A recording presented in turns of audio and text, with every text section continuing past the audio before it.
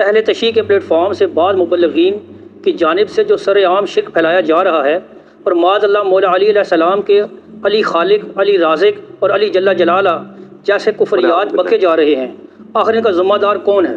دیکھیں یہ بہت بڑا ظلم ہے اور یہ اس وقت تقریباً اپنی ایکسٹریم کو پہنچ چکا ہے، خصوصاً ہمارے سب کانٹیننٹ کے اندر. اور اس طرح کے جب بھی کوئی معاملات ہوتے ہیں تو اس میں اولین ذمہ دار ظاہر ہے علماء سو ہوتے ہیں. علماء حق کی نہیں میں بات کرتا. اہل تشیع کے ہاں بھی جو علماء سو ہیں جن کی اکثریت ذاکرین کے اندر پائی جاتی ہے وہ بیسیکلی مجرم ہے اس سارے معاملے میں. اہل تشیع کے ہاں بڑے دعوے دار ہیں وہ کہ ہم مکتب اہل بیت کو فالو کرنے والے لوگ ہیں. تو غدیر خم پہ تو نبی علیہ السلام نے قرآن کو پکڑنے کا، اہل بیت کے ساتھ اس نے سلوک کا حکم دیا تھا. یہ جو کچھ اہل تشیع کے ممبروں سے شرک بیان ہو رہا ہے غالی رافضیوں کے، یہ کیا تعلیمات تھی اہل بیت کی؟ آپ دعائے کمیل بڑی اہل تشیع کے ہاں یعنی ایک ریناؤنڈ ہے، وہ پڑھ کے دیکھیں.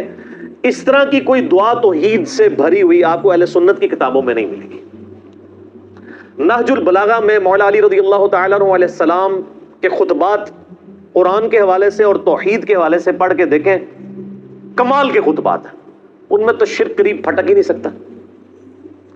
پھر اصول الکافی جو حدیث کی بنیادی کتاب ہے اہل تشیع کے ہاں، جس طرح ہمارے ہاں صحیح بخاری اور صحیح مسلم ہے، اس میں اگر آپ شروع میں چیپٹر پڑھیں کتاب الکفر والایمان، سر اتنی گاڑی توحید ہے اور اتنی ننگی تلوار ہے اس میں توحید کی کہ اس طرح کی آپ کو سخت احادیث بخاری مسلم میں نہیں توحید کے حوالے سے ملیں گی.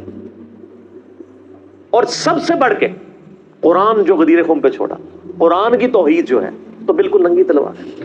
لیکن جب جاہل علماء سو، جاہل ذاکرین ممبروں پر بیٹھے اور امت کو لوریاں سنانا شروع کر دیں تو وہ پھر غلوف کریں گے.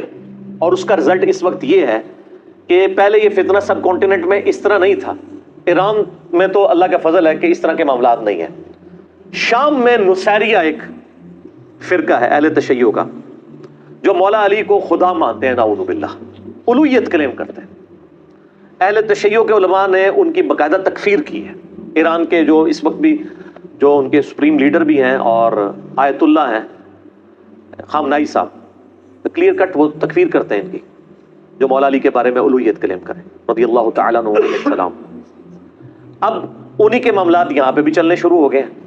یہاں پہ ممبروں سے وہ مولا علی جل جلالہ نعوذ باللہ، بلکہ وہ مولا حسین جل جلالہ، اور وہ کہتے ہیں اہل بیت جو کائنات کا نظام نعوذ باللہ اہل بیت چلا رہے ہیں. اور بھائی یہ کائنات اللہ نے بنائی ہے، یہ کائنات کا نظام بھی اللہ چلا رہا ہے. مولا علی کو بھی اللہ نے بنایا ہے اور مولا علی کو اللہ نے موت دے دی. اب وہ قیامت تک جنتوں میں زندہ ہے، دنیا سے ان کی موت ہو چکی، کوئی دنیا کا نظام نہیں چلا رہے مولا علی. اور قیامت والے دن مولا علی نے ان کو پکڑ کے نا تو دوزخ میں دھکا دینا ہے جنہوں نے مولا علی کے نام کے اوپر یہ شرک شروع کیا ہے. لیکن اب ان کی زبانوں کو کون لگام دے؟ اب کچھ عرصے سے اہل تشیع کی میٹنگز ہونا شروع ہوئی ہیں. ان کے جو بڑے بڑے علماء ہیں نا، انہوں نے باقاعدہ کانفرنسز کال کی ہیں، باقاعدہ ریٹن فارم میں انہوں نے کفر کے فتوے نکالے ہیں ان جو نصیریہ ٹائپ کے جو اہل تشیع میں غالی اور رافضی موجود ہیں کہ بھئی یہ اسلام سے خارج ہے. اگر یہ علی کو خالق، علی کو مالک اور علی کو رازق ماننا شروع کر دیں گے تو یہ تو مولا علی کی سکھائی ہوئی توحید کا ہی منافی ہے. لیکن اب وہاں پہ کیا ہے، وہ کہتے ہیں جی ذاکرین کا وہی موقف ہے، وہ کہتے ہیں جی کہ یہ جو علماء دین بیان کر رہے ہیں نا یہ تو کتابوں میں ہے، ہم جو دین لے کے چل رہے ہیں وہ سینہ بسینہ ٹرانسفر ہوا ہے. ٹھیک ہے، وہی بیماری جو اہل سنت کے ہاں بھی پائی جاتی ہے. جب آپ کسی کو قرآن و سنت سے دلیل پیش کرتے ہیں تو جو غالی صوفی ہیں وہ کہتے ہیں یار دین سارا کتابوں میں تو نہیں، بلکہ آپ تو غالی علماء نے بھی کہنا شروع کر دیا ہے حدیث میں آیا ہے، حدیث میں آیا ہے. کہتا ہے نا وہ ایک مولانا نقلیں میری اتارتا نا تو وہ یہ بتانا چاہ رہا ہے حدیث تو تمہاری ہے، ہمارا کیا حدیث سے لینا دینا. کہتا ہے علماء سے پوچھ کے ان کے سینوں سے معاملات چل رہے ہوتے ہیں. تو جس طرح اہل سنت کے ہاں غالی صوفی پائے جاتے ہیں جو کہتے ہیں دین سینہ بسینہ ٹرانسفر ہوا ہے، اہل تشیع کے ہاں غالی ذاکرین پائی جاتے ہیں جن کا یہ موقف ہے. اور بدقسمتی سے اکثر ممبر انہی کے ہاتھ میں ہے. اب کچھ علماء کو ہوش ہے، میرے پاس تو اہل تشیع کے علماء آتے رہتے ہیں اور ہم سے تو خیر گلے مل کے سنی بھی روتے ہیں کہ جی کیا کریں سنیوں کا، اور شیعہ بھی ہم سے گلے آ کے ملتے ہیں کہ جی کیا کریں ان کا. یعنی جو لوگ درد رکھنے والے لوگ ہیں وہ سمجھتے ہیں کہ ہمارے ان معاملات میں خرابی ہو رہی ہے. پچھلے دنوں باقاعدہ کلپ آیا ہے سید جواد نقوی صاحب کا، بہت سٹرکٹ وہ کلپ تھا. انہوں نے کہا کہ یہ آپ حسین کے ماننے والے ہو، حسین نے یزید کے خلاف قیام کیا تھا نا، تم نے اگر قیام کرنا ہے نا تو ان غالی رافضیوں کے خلاف قیام کرو جو مولا علی کے نام کے اوپر شرک پھیلا رہے ہیں. انہوں نے کہا ہر کہتے ہیں ابھی آگے بتاتے ہو فلاں نے یہ کہہ دیا، فلاں نے، تم وہاں کیوں نہیں کھڑے ہو کے قیام کرتے ہو ان کے خلاف؟ حسین کا نام بھی لیتے ہو اور حسین کے نام پہ ایک بندہ شرک پھیلا رہا ہے. حسین نے جان اس لیے دی تھی کہ ان کے نام کے اوپر لوگ شرک پھیلائیں. جس طرح جیزس کرائسٹ عیسیٰ ابن مریم جو امام الموحدین تھے، ان کے نام کے اوپر 2.25 ارب عیسائیوں نے شرک پھیلایا ہوا ہے، لیکن عیسیٰ علیہ السلام کی تعلیمات نہیں تھی. اب اگر کوئی یہ سمجھتا ہے کہ میں حضرت عیسیٰ کے ساتھ نسبت مضبوط کرنا چاہتا ہوں تو اس شرک سے تو چھٹکارا حاصل کرے جو ان کے نام کے اوپر کھڑا کیا گیا.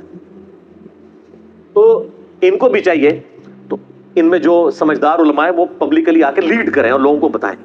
اور اس حوالے سے سید جواد نقوی صاحب حفظہ اللہ تعالی، میں ان کی بڑی قدر کرتا ہوں، انہوں نے بڑا دلیرانہ کام کیا ہے. پچھلے دنوں ہم نے ان کے مدرسے کا وزٹ بھی کیا تھا، وہ بھی میری ویڈیوز چڑھی ہوئی ہیں، ان کا باقاعدہ ویڈیو کلپ آیا ہے. اور اسی طریقے سے ثاقب اکبر صاحب کا بھی ویڈیو کلپ ایک آ چکا ہے. حیدر بھائی کا بھی ایک کلپ آیا جس میں انہوں نے بڑا اسٹرکٹلی اس حوالے سے کہا یہ قرآن کی بھی تعریف کر رہے ہیں اور توحید کا جنازہ نکال رہے ہیں. یعنی یہ عجیب و غریب معاملات ہیں کہ آپ نے چلے علم لگائے تھے ایک نشانی کے طور پہ، اب ان جھنڈوں کے آگے آپ نے لا کے جناب کھانا رکھنا شروع کر دیا ہے، تابوتوں کے آگے لا کے کھانا رکھنا شروع کر دیا ہے. جس طرح کے ہندو قبروں کے سامنے لا کے کھانا رکھتے ہیں اور ہمارے اہل سنت کے ہاں لوگ مزارات کے آگے لا کے وہ سارا کھانا رکھ رہے ہوتے ہیں. اور پھر یہاں پہ اکتفا نہیں ہے بلکہ علم کو، تابوتوں کو سجدے کرنے شروع کرتی ہیں. تو یہ سجدہ کسی کے ہاں بھی جائز نہیں ہے، نہ سجدہ تعظیمی، اور سجدہ عبادت تو ہے ہی کفر ہے. اگر کوئی تعظیم کے لیے بھی کرتا ہے وہ بھی حرام ہے. اگلی شریعتوں میں اجازت تھی، اس شریعت میں تو حرام ہو چکا ہے. اہل سنت اہل تشیع کا اجماع ہے، میں اس کے دلائل میں نہیں پڑھنا چاہتا. یعنی ایک جو چیز ایگریڈ اپان، جو چیز اجماع سے ثابت ہو، اس کے لیے دلیل دینے کی ضرورت نہیں ہے. تو اس وقت ان علماء کی ذمہ داری ہے کہ فرنٹ سے لیڈ کریں، اور جو لوگ اہل تشیع میں فرنٹ سے لیڈ کر رہے ہیں میں ان کو یعنی دل سے قدر کرتا ہوں. اور بلکہ میں یہ کہتا ہوں کہ اہل سنت میں بھی اتنا جگرا ہونا چاہیے کہ وہ بھی اپنے اس طرح کے غالی صوفیوں کے خلاف مقدمات کریں. ویسے تو ہمارے اہل سنت کے ہاں بریلوی مکتبہ فکر کے جو علماء ہیں وہ مخالفت تو کرتے ہیں قبر پرستی کی، لیکن جب ان کو کہیں کہ ان قبر پرستوں کو روکیں قبر پہ سجدے کرنے سے تو اس کے لیے وہ تیار نہیں ہوتے. تو اگر آپ کے مسلک کی بدنامی ہو رہی ہے ان کی وجہ سے تو ان کو روکیں. لیکن اہل تشیع اس میں ایک سٹیپ آگے ہیں، وہ ان تمام علماء کے خلاف باقاعدہ کورٹ میں مقدمے کرتے ہیں، ان کو جیلوں میں ڈلوایا ہوا ہے جنہوں نے یہ نعرے لگوائے ہیں علی رازق، علی خالق، نعوذ باللہ. اہل تشیع نے باقاعدہ ان کے خلاف مقدمے کیے ہیں کورٹ میں جا کے، اور ان کو جیلوں میں ڈلوایا کہ ان کی وجہ سے ہمارے مسلک کی بدنامی ہو رہی ہے، یہ ہمارا عقیدہ نہیں ہے. تو یہ بڑے جرت والا کام ہے. اہل سنت میں بھی لوگوں کو سامنے آنا چاہیے. اگر ہم سامنے آئیں گے تو ہمیں تو آپ ویسے ہی ہم آپ کو برے لگیں گے کہ آپ تو مطلب ہمیں غلط سمجھتے ہیں. آپ خود جن چیزوں کو غلط سمجھتے ہیں ان کے لیے تو آپ سامنے آئے نا. ہم تو نہ شیعہ کے اوپر مقدمہ کریں گے نہ سنیوں کے اوپر، ہم تو اپنا مقدمہ عوام کی عدالت میں پیش کرتے ہیں. کیوں؟ کیونکہ نہ میں وہابی، نہ میں بابی، میں ہوں مسلم علمی کتابی. نہ ہم 100 کارڈ کوئی علمی بات کرے اسے وہابی کہتے ہیں، نہ ہم وہ بابی ہیں، نہ ہم بابوں کا دفاع کرنے والے بابی ہیں. ہم علمی کتابی مسلم ہیں. ہم عوام الناس کی عدالت میں اپنا مقدمہ پیش کرتے ہیں کہ یہ غلط ہو رہا ہے، اس کو روکا جائے. اور اسٹرکٹلی اس کے لیے علماء کی ذمہ داری کے سامنے آئیں اور ایسے لوگوں کو ممبروں سے الگ کریں، ان کا حقہ پانی بند کریں. اور میں اہل تشیع کی عوام سے بھی کہوں گا کہ اپنے ممبروں کے اوپر ایسے لوگوں کو جگہ نہ دیں جو اس قسم کی خرافات پھیلا رہے ہیں. اور وہ ائمہ اہل بیت جو توحید کے امام تھے، جنہوں نے توحید کے لیے کے دفاع کے لیے اپنی جانیں دی ہیں، انہی اماموں کے نام کے اوپر آپ شرک کھڑا کرنا شروع کر دیں. جس طرح کہ عیسیٰ علیہ السلام جو کہ توحید کے امام تھے، ان کے نام پر کرسچینٹی نے جو ہے وہ عیسائیت کی بگڑی ہوئی شکل عوام الناس کے سامنے لے آئے.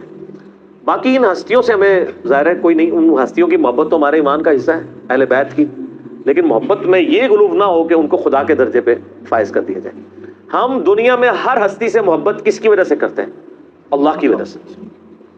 جامع ترمذی میں حدیث ہے، اللہ سے محبت کرو کہ اس نے تمہیں نعمتوں سے نوازا ہے، اور مجھ سے محبت کرو کیونکہ میں اللہ کا رسول ہوں، اور میرے اہل بیت سے محبت کرو کیونکہ ان کی نسبت میرے ساتھ ہے. تو یہ ساری نسبتیں الٹیمیٹلی ہم ان نسبتوں کو ان کی جو عقیدتوں اور محبتوں کا دم بھرتے ہیں کس بنیاد پہ؟ اللہ کی وجہ سے.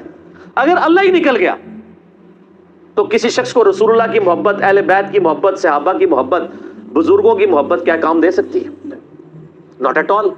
Shirk is the most sensitive issue in the sight of Allah. اللہ کے حضور شرک ایسا معاملہ ہے, ایسا حساس معاملہ کوئی نہیں ہے.